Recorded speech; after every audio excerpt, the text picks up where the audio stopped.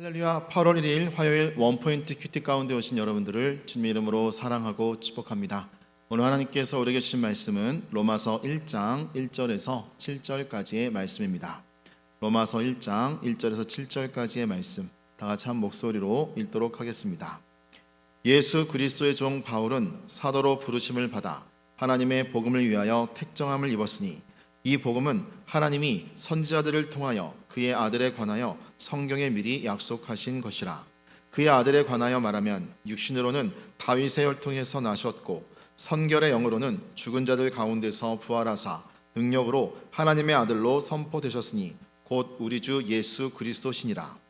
그로 말미암아 우리가 은혜와 사도의 직분을 받아 그의 이름을 위하여 모든 이방인 중에서 믿어 순종하게 하나니 너희도 그들 중에서 예수 그리스도의 것으로 부르심을 받은 자니라. 로마에서 하나님의 사랑하심을 받고 성도로 부르심을 받은 모든 자에게 하나님 우리 아버지와 주 예수 그리스도로부터 은혜와 평강이 있기를 원하노라. 아멘. 이 시간 주 예수 그리스도의 종이란 제목으로 담임 목사님께서 큐티 인도해 주시겠습니다. 할렐루야. 자, 오늘 이제 우리 8월 첫 주를 맞이하면서 신약의 다이아몬드라고 일컬어지는 로마서를 묵상하게 되었습니다. 자, 창세기를 보다가 또 로마서를 보고 구약과 신약이 조금 더 짧게지만은 균형 있게 우리가 마치 왼발 오른발을 걷듯이 함께 나가는 것도 의미가 깊다고 생각합니다. 특별히 로마서 1장에서 7절까지 로마서의 배경은요, 바울이 3차 전도 여행 가운데서 이제 전도 여행을 마칠 무렵에 이제 고린도에서 로마서를 기록하게 되죠. 로마서는 편지 형식입니다만은 1절에서 4절은 그야말로 복음이 무엇인가 하는 것을 정확하게 설명해 주고 있어요. 우선 여기 1절에 보면 사도 바울 자신의 정체성이 분명합니다. 그는 예수 그리스도의 종, 예수 그리스도의 종, 둘로스라는 말. 바울은 사도로 부르심을 받아, 자, 본인도 사도임을 분명히 확증하고 있어요. 내가 12 제자 가운데 하나는 아니었지만 분명히 다메섹에서 예수님 만났고 그 만난 이후로 아라비아에 3년 동안을 내가 거기서 연단을 받고 그리고 많은 고향에 돌아가서 그야말로 낮을 대로 낮아진 자리에 있다가 하나님의 특별한 부르심을 받아서 나는 복음 전선에 나왔다 이겁니다. 그랬을 때 그가 정리한 복음은 어떤 복음이냐? 하나님의 복음을 위하여 내가 택정을 입었는데 그 복음은 첫째, 하나님이 선지자들을 통하여 아들에 관하여 성경에 미리 약속하신 것이다. 그럼 성경 전체의 내용이 복음이라는 거예요. 우리가 알고 있는 소선지자들, 대선지자들, 이사야, 예레미야를 비롯해서 아모스, 학개, 스가랴, 말라기 같은 소선지자를 포함하여 구약에서부터 이미 사사시대 위에 나타난 모든 선지자의 언동은 바로 이 복음을 위하여 얘기가 됐고 이 복음은 바로 그 아들에 관하여 기록된 말씀이다 이겁니다.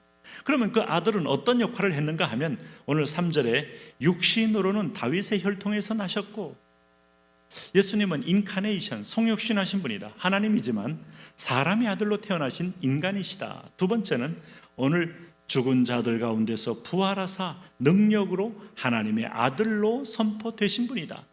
그러므로 육신을 갖고 있었기에 죽으셨고 그 죽으셨으나 부활하셨으므로 하나님의 아들로 선포되셨고 하늘과 땅의 모든 권세를 지신 자다. 죽으신 이유는 죄는 없으시지만 우리의 대신을 짊어지고 대신 형벌을 받으셨으므로 그를 믿는 자에게는 더 이상 받을 형벌이 없는 자유자로 오셨느니라. 이게 복음인 거예요. 여러분, 우리가 사형수가 되어서 감옥에서 사형 날짜를 언도받고 있는데 특사 받아서 대신 누가 나를 대신하여 죽고 너는 석방으로 결정이 되었다 할 때 이거야말로 여러분 너무 황당한 거 아닙니까? 황당한 거예요. 내가 선한 일을 한 게 아니에요. 철장 속에서 내가 복된 일을 한 거 아닙니다. 그런데 어느 분이 무조건적으로 나를 대신하여 죽기로 작정했기에 최종 심판주가 거기에 사인함으로 오늘 나를 대신하여 죽은 이는 따로 계시고 나는 그 안에서 그 덕분으로 석방받았다는 거, 이 복음 때문에 전 세계 열방의 모든 죽어가는 사람들이 이 복음을 기다리고 있는 겁니다. 그래서 오늘 5절에 사도 바울은 이렇게 말합니다. 그로 말미암아 우리가 은혜와 사도의 직분을 받아, 은혜와 사도의 직분 속에 이 사도는 무엇 때문에 보내심 받은 거예요? 사도는 보내심 받은 자인데 복음을 전하기 위하여 보내심 받았다. 그의 이름을 위하여 모든 이방인 중에서 믿어 순종하게 하기 위하여. 주 예수를 믿으라. 그리하면 너와 내 집이 구원을 얻으리라.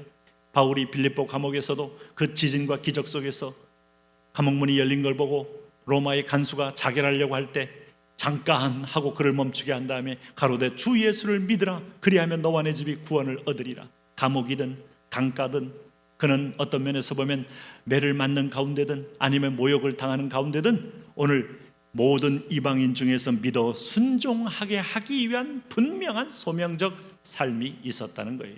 그래서 6절에 너희도 그들 중에서 예수 그리스도의 것으로 부르심을 받은 자니라. 로마의 교인들아, 너희들 결코 지금 이 로마 시민권보다도 귀한 하나님의 천국의 시민권을 받은 주님의 것이다. 이 정체성을 잊지 말고 예수님의 대사로 천국의 사도로 살아라 하는 겁니다. 이게 바로 우리를 향한 권면인 겁니다. 저와 여러분의 정체성이 여기에 있어요.